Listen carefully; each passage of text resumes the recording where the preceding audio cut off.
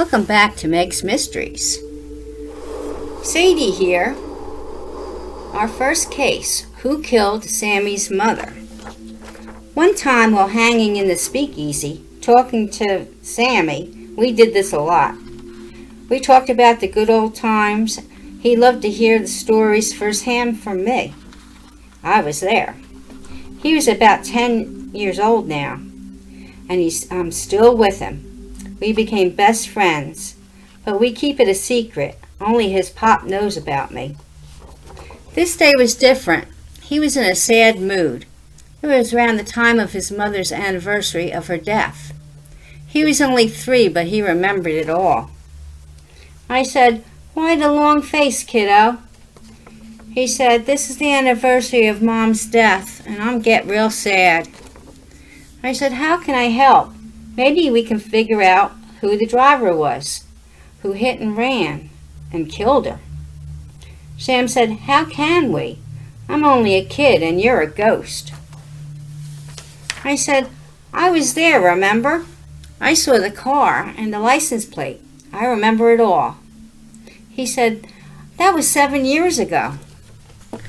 I said to him, "I have information that can help. Somehow we can get it to the cops.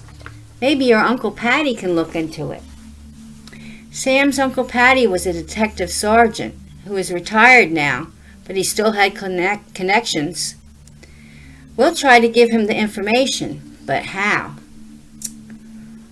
I said to Sammy, "Give him the license plate and description of the car. Say you had a dream and remembered it all. What can it hurt?" Sam told his Uncle Patty, but his Pop and Uncle Patty didn't get along. They were on both sides of the law. Pop used to work for the mob, and Uncle Patty was a copper when they were young. A mob guy and a detective sergeant? I don't know, but they still were brothers. And his father took after his uncle and went into law enforcement. Uncle Patty would do anything for him. So he asked Pop, "Could I go see him?" Pop said, "Go ahead. Maybe he can cheer you up. I know you're in a sad mood today, but come home before dark." So Sammy said, "I'll see you later." It was only a couple of blocks away, so he ran to Uncle Patty's. He was glad to see him. He loved company. He was retired now, had a lot of time on his hands. When he got there, he said, "Uncle Patty, I had a bad nightmare about the accident. And I remember something, the plate of the car and the make of the car." He asked me, how do you remember that? He says, "I don't know, I just had a dream. It was so clear." He said, well, maybe you can look into it for Mom's to solve the murder." Uncle Patty said, "Sammy, that happened 10 years ago. You were only 3 years old." Sam said, "I know, but it's so clear. It was like it happened today. I know it's a long shot, but I need to try." Uncle Patty said, "I'll ask some of my friends at the station to check around, but don't get your hopes up. The driver must be gone, and the car is probably in the junkyard." Sammy came home, and I was waiting for him. I said, "How did it go, kid? Is Uncle gonna help? You know, funnier things have happened. Look at you and me. A ghost and a kid are best friends. I think this can work." Somehow it did work.